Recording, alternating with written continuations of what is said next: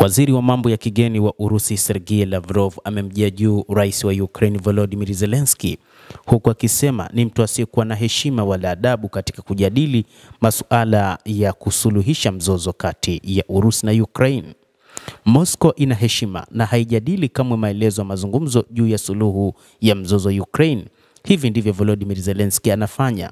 Waziri huyo wa mambo ya kigeni wa Urusi Sergei Lavrov alisema katika mahojiano na kituo cha televisheni cha Marekani CBS. Sisi ni watu wenye adabu kweli, na tofauti na wengine hatujadili kamwe hadharani kile kinachojadiliwa katika mazungumzo. Vinginevyo mazungumzo sio mazito, alisema alipoulizwa kama Moscow inaridhika na vidokezo vya makubaliano yalivyodokezwa na kupendekezwa juu ya suluhu ya Ukraine.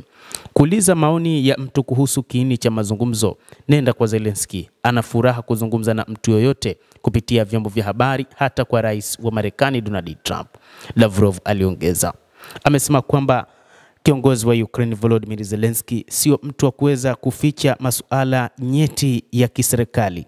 Ni kiongozi ambaye anaweza kuyatoa hadharani hata mambo yake ya ndani. Kiongozi huyo alisema Moscow inatoa na kuzingatia mapendekezo mazito juu ya utatuzi wa mzozo wa Ukraine na inaamini kuwa mchakato huu hautakiwi kuwekwa wazi hadi mwisho wake. Alisema, katika diplomasia tunazingatia usiri, lazima tukubaliane na baada ya makubaliano tueleze hadharani ni nini ambacho tumekieleza. Ndicho ambacho tunapaswa kufanya, lakini Ukraine tofauti. Wanazungumza kila jambo ambalo linaendelea na mwisho wa siku baadhi ya mambo yanashindwa kutekelezeka. Tunazingatia mapendekezo mazito, tunatoa mapendekezo mazito, na huu ndio mchakato wa kidiplomasia ambao hautakiwi kuwekwa hadharani hadi tumalize mchakato wote, waziri huyo alisema.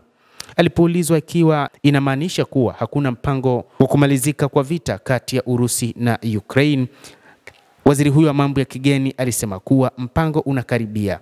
Alisema Lavrov, sikusema hivi, mazungumzo yanaendelea na hadi mwisho wa mazungumzo hatuwezi kufichua yanahusu nini, alibainisha.